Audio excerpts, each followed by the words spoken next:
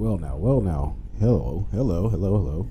Welcome back to another episode of Anything But Basic, and I guess it's been a while. It's been a while. You know why it's been a while? Because Bitcoin hasn't really been doing anything until today. Well, today you can see the mass manipulators of the market pushing the price up all at the same time, as usual, right on the schedule. This is no longer a decentralized project. I've said this many a times, and here I have proof. Honestly. Let's go through his 3 articles and tell me, what do you see that says the same thing that I've been saying for quite some time? U.S. government among largest Bitcoin holders and with over $5 billion in BTC. $5 billion. U.S. government holds big Bitcoin stash but no rush to liquidate, despite holding around $5.4 billion worth of Bitcoin. Wow. Let's jump to another. According to the Wall Street Journal, one of the largest Bitcoin wells in the USA is the USA. It is the USA. I read that wrong. Yes. And this is the article that first caught my attention, but I realized that, the AIs catch on and they rewrite the article and they republish it again. But this comes down to, I've been saying this for years, who can I sue? Who can I sue, really? Who can I sue right now? Because I say this to people, plenty of people online in the crypto community. It goes in one ear and out the other. This is no longer a decentralized service. This is no longer a decentralized project.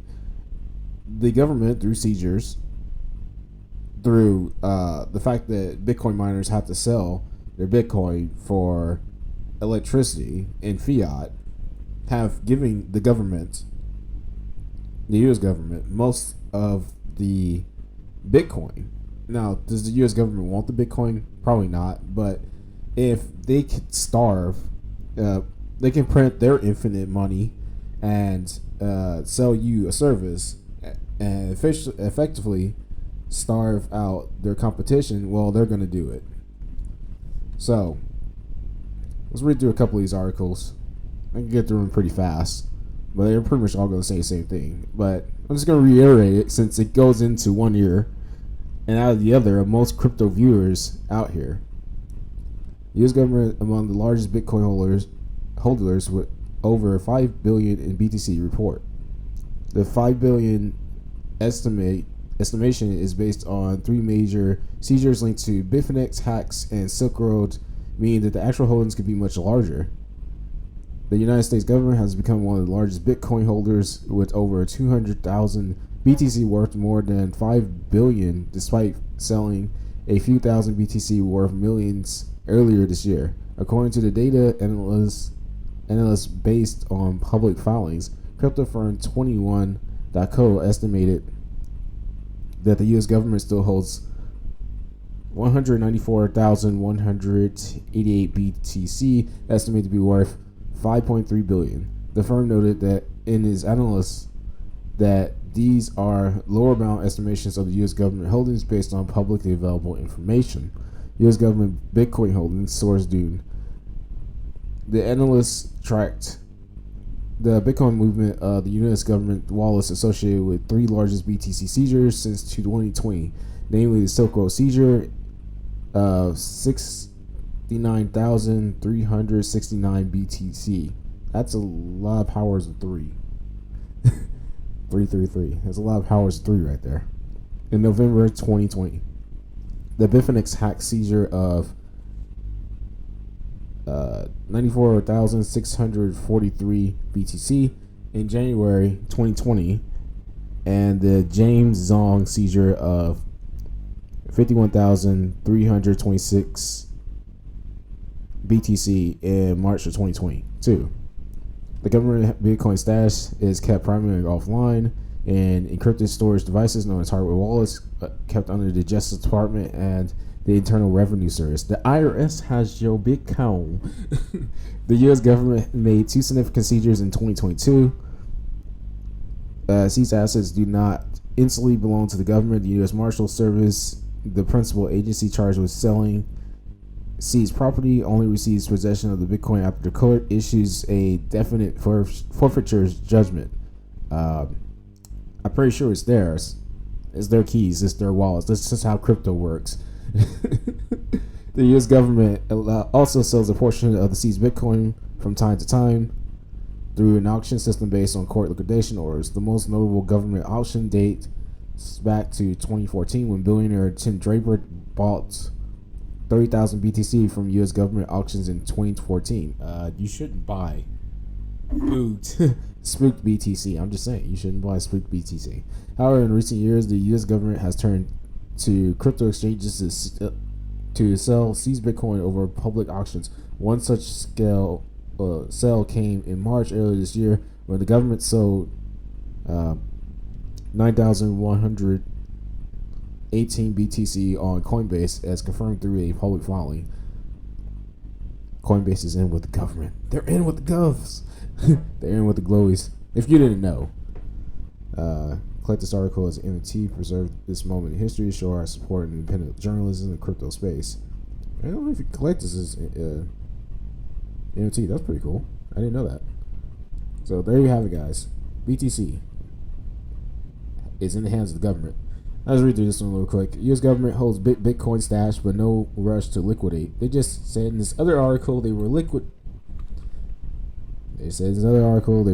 and sold 9,118 BTC on Coinbase. It's confirmed through a public filing. We know they're liquidating. It's kind of funny though. The whole price of BTC has been held up at above 20,000 because the government is just holding a bunch of Bitcoin. They're holding a bunch of Bitcoin they can't get rid of. It's the funniest thing ever. The U.S. government has seized approximately 20,000 BTC from cyber criminals, making it one of the largest Bitcoin hoarders. Despite holding around 5.4 billion worth of Bitcoin, the federal government shows no urgency to liquidate its holdings. The process of liquidation could take years due to lengthy investigations and legal proceedings. The United States government has seized around. We already read that. The government holds around 5.4 billion worth of Bitcoin. If liquidated the stash, a stash this large would definitely make markets and increase sell pressure. Don't give them any ideals.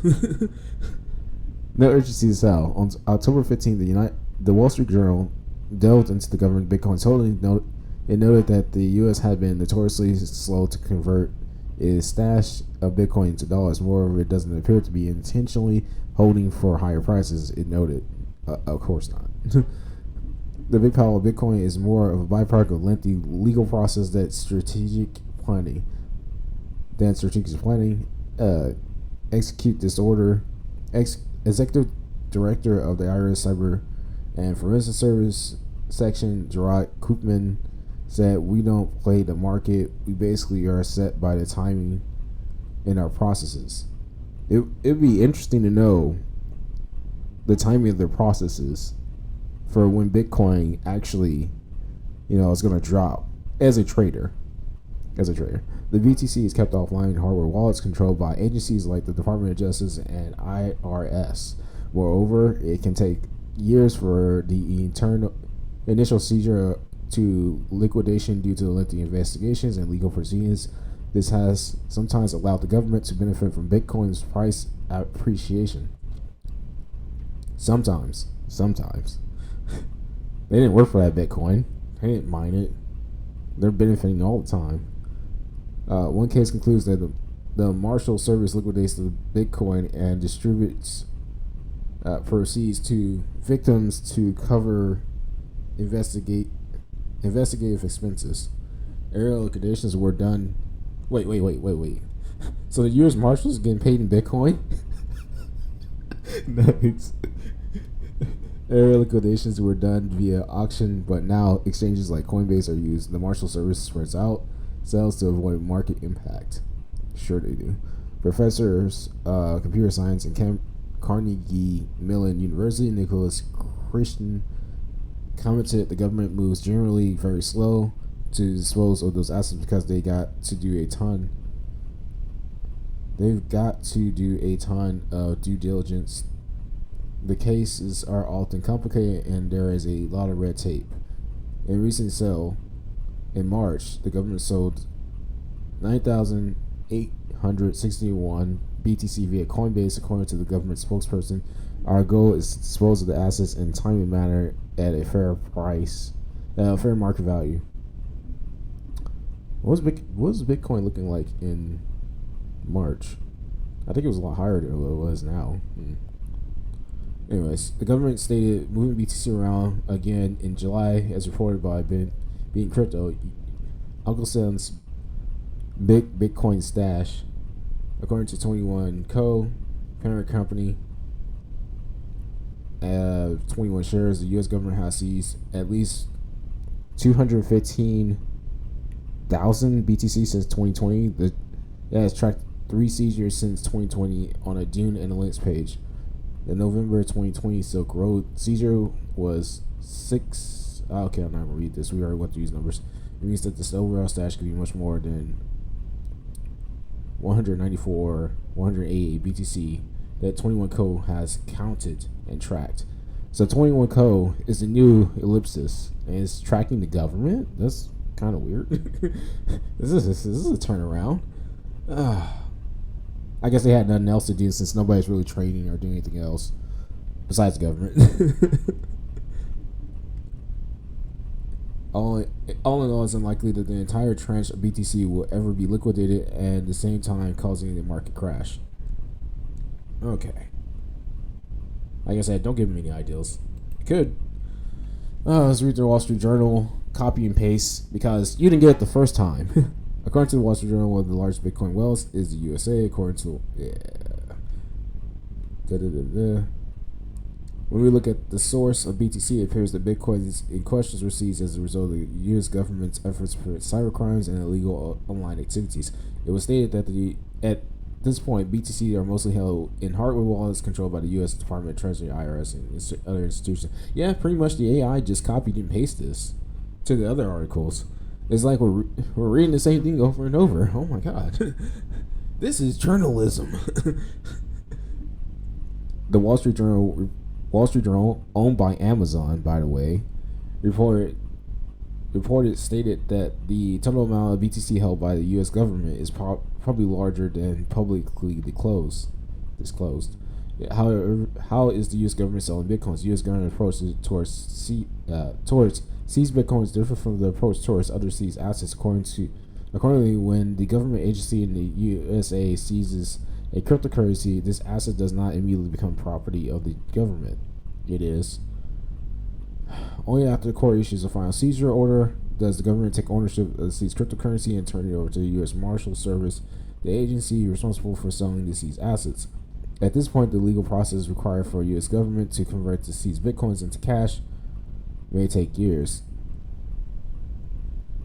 Well, that was short. But there's a Wall Street Journal, the first one that caught my eye, but it wasn't the first one to get posted.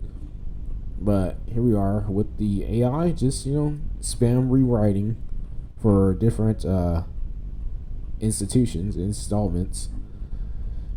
But did you get it yet? Did you see? Well, I've been saying all along, the government has all your Bitcoin. Now, moving on to something that is really interesting. I thought this was interesting. Microsoft. What is Microsoft doing here? Worrying about Bitcoin. The U.S. Bitcoin mine with China ties has Pentagon and Microsoft on edge. I didn't know the Pentagon was its own separate entity, but we're going to just brief right over that. In brief, the Pentagon and Microsoft expressed concerns over Wyoming Bitcoin mine owned by Chinese nationals due to its proximity to U.S. To sensitive U.S. sites, despite BitOrigin Ltd. reassurance that the mining operation is seen as a potential threat to U.S. national security and under government scrutiny. Amid these concerns, the CIA is developing an AI tool to improve processing, signaling, and competitive stance in the global AI race. So you just need an excuse to create an AI to spy on people. Easy way to convert your crypto. Yeah, okay, this is ad. The Pentagon, tech giant Microsoft are sounding alarms over a Bitcoin mining operation in Wyoming. Chinese nationals own this particular Bitcoin mine that is close proximity to the Microsoft data center. to a Microsoft user and a military base. Oh, that's why Microsoft is like, hey, what are you doing here, buddy? You don't belong here. You can't move into our neighborhood. Well, why is Microsoft next to a military base? Questions. The operation linked to 5 companies, including BitOrigin Ltd., is viewed as potential national security threats by researchers. Big origins. President Li Jiaming. I butchered that, but I think I got close. This Bitcoin mining firm with Chinese ties raises concerns.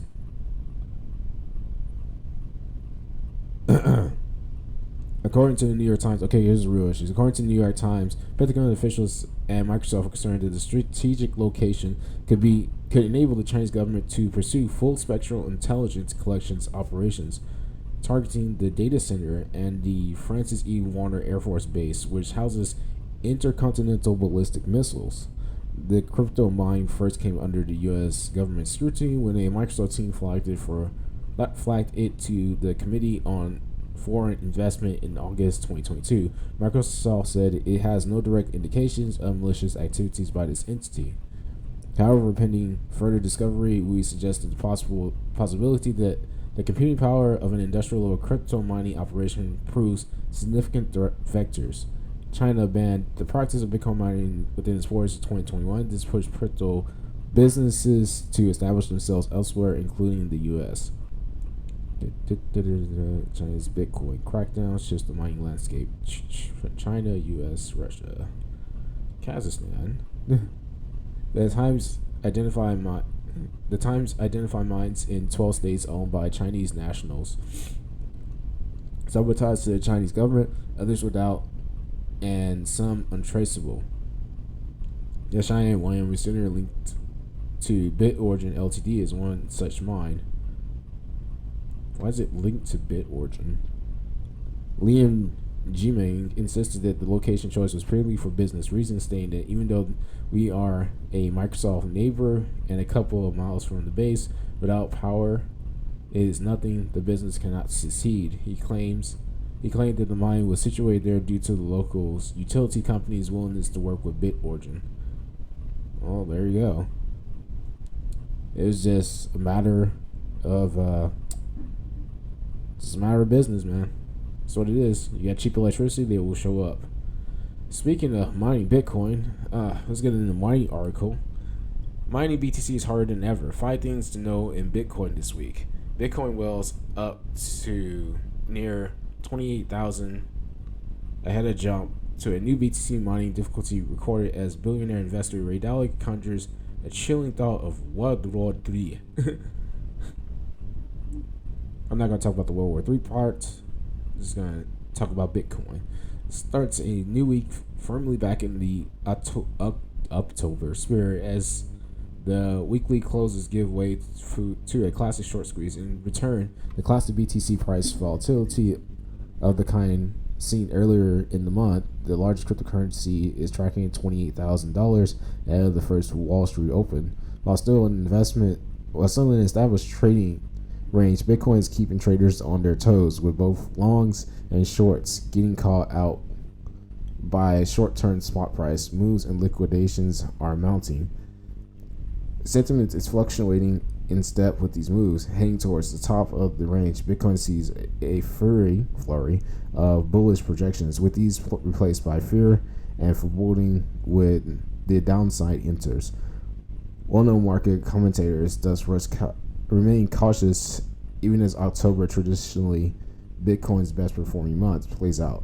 Behind the scenes, the signs are solid. Equity fundamentals are headed to new all-time highs, and difficulty is due to what could be the third largest hike of 2023, with macroeconomics data giving way to a focus of geopolitical tensions in the Middle East this week. There is plenty of Bitcoin investors to keep an eye on when it comes to external sources of BTC price volatility. Cointelegraph takes a closer look at these market phenomena and more in Cointelegraph Market's weekly rundown of BTC price triggers waiting in the wings. BTC price short squeezes and old coins. Weekly close volatility on Bitcoin did not disappoint this week. Short squeeze following another to see BTC USD at $1,000 data from Cointelegraph, Markets Pro, and TradingView confirmed.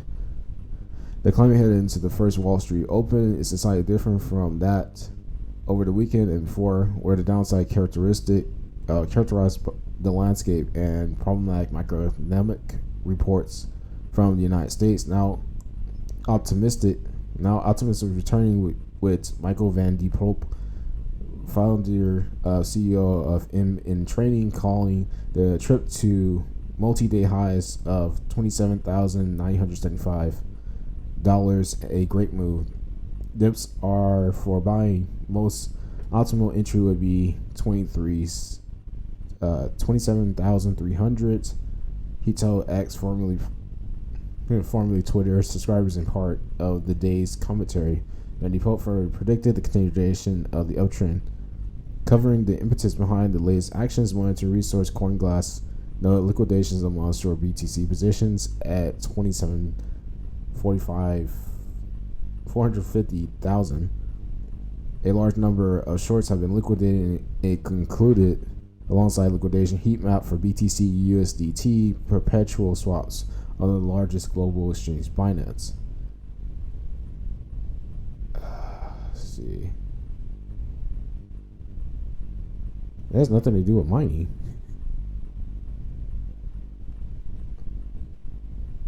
I think I got debated. Okay, so here we go. We're going to mining. Mining difficulty set for imminent new record. The latest BTC price increase has helped boost prognosis for Bitcoin network fundamentals ahead of its next automated readjustment on October 16. Bitcoin's difficulty is currently forecasted to expand to new all-time highs per data from monitoring resource BTC.com. This is nothing new in 2023, and the year in which both difficulty and mining hash rate have frequently achieved new records according to the upcoming difficulty hike. However, could make it into the top 3 year to date, and nearly 7% should it lock in difficulty will cross the 60 trillion mark for the first time, reflecting the increasingly stiff competition among miners and unparalleled Bitcoin network security. Hash rates estimate, meanwhile, vary significantly by resource. Raw hash rate data from Mining Pool Stat shows the latest all-time high of 497.66 exahashes per second, hitting on October 9th.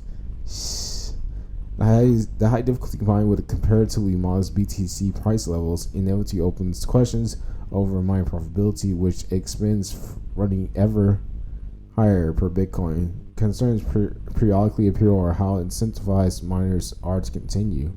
Just as with hash rate, estimates vary over how expensive the per Bitcoin aggregate production cost really is, with the multitude of factors including physical location all playing part in the tally. Oh, just move it next to a Microsoft base, why don't you?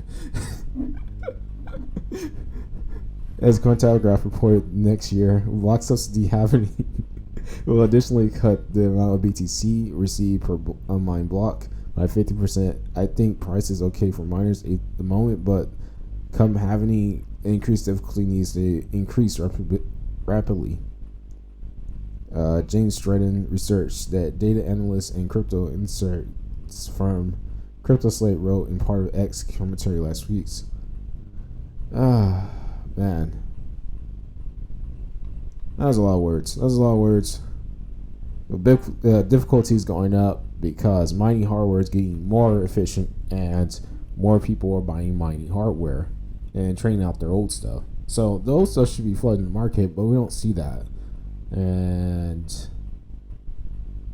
I at least don't see it. Maybe somebody else sees it, but nobody wants to buy that old stuff because it's not going to be efficient enough to mine the dropping price of Bitcoin. It's just going to be a really, really big gamble to do that, unless you got free electricity. But there you have it, guys. This week's news with the regulators regulating how much Bitcoin they actually put into the Bitcoin market at one time through their red tape. supposedly. This has been anything but ASIC, and hopefully it's not too long before I move over to Odyssey, because I'm really trying to move away from YouTube, and it'd be interesting if they flag this video and I get my channel shut down. But once again, if you can't find me here, if this doesn't go out, I'll be on Odyssey. I'll see you there.